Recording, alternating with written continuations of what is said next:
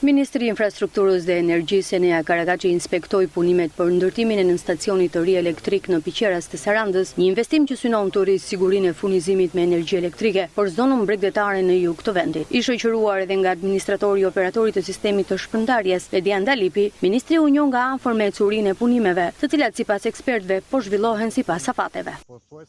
Në kupton që ngarkesat po fillojnë të vinë në rritje dhe ne do shohim edhe ngarkesa më të larta që këtë fundjavë dhe duke vazhduar dhe muajin kusht. Ne kemi folur bashkë dhe unë di që OSHE dhe operatori i sistemit shpërndarjes kanë ndërtuar një plan masash dhe ju keni gjithë punonësit që tashmë janë në gatishmëri.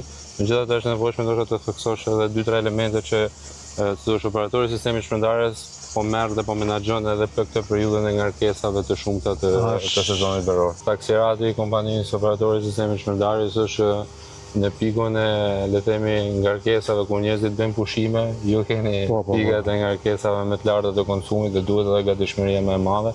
Se gjëja fundi që ne duhet bëjmë është që t'i krijojmë shqetësim turistave apo klientëve shqiptarë që vinë për të pushuar në periudhën e verës. Në stacioni i ri do të jetë i pajisur me 6 fidera dhe teknologji moderne, duke rritur ndjeshëm kapacitetin dhe cilësinë e furnizimit me energji elektrike. Për të shmangur ndërprerje gjatë punimeve është ndërtuar dhe vënë në funksion një nën stacion provizor. Sipas administratorit të OSSH-s, Ledian Dalipi, investimi do të garantojë furnizim më të sigurt jo vetëm për Piqerasin, Boshin dhe Shën Vacilin, por edhe për Qeparojin, Qafgjashtën dhe Sarandën, duke krijuar lidhjen mes nën stacioneve të Himarës dhe Sarandës.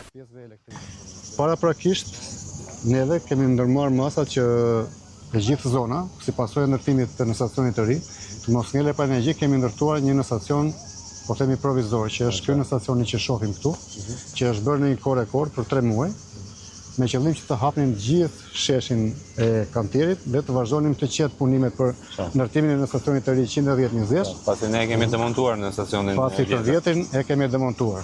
Këtu jemi në hyrje të në stacionit, hyrja që do të jetë edhe në periudhën vazhdim. Sheshi, siç e shihni, është pothuajse i hapur i gjithë. Të gjitha pajisjet dhe nevojshme për funksionimin e në stacionit provizor me qëllim furnizimin e zonës kanë kaluar tek pika tjetër. Ndërkohë këtu jemi në fazën më voluminoze të punës si ka ky në stacion.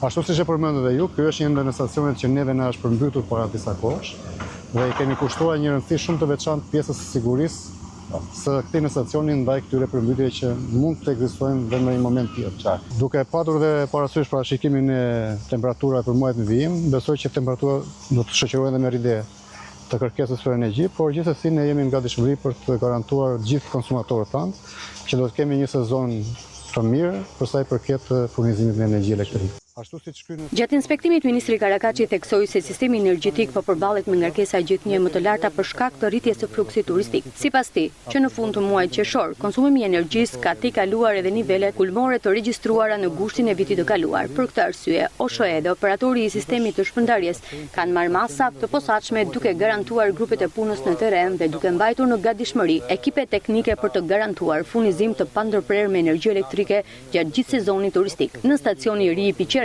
pritet të vihet në funksion përpara sezonit veror të vitit 2027.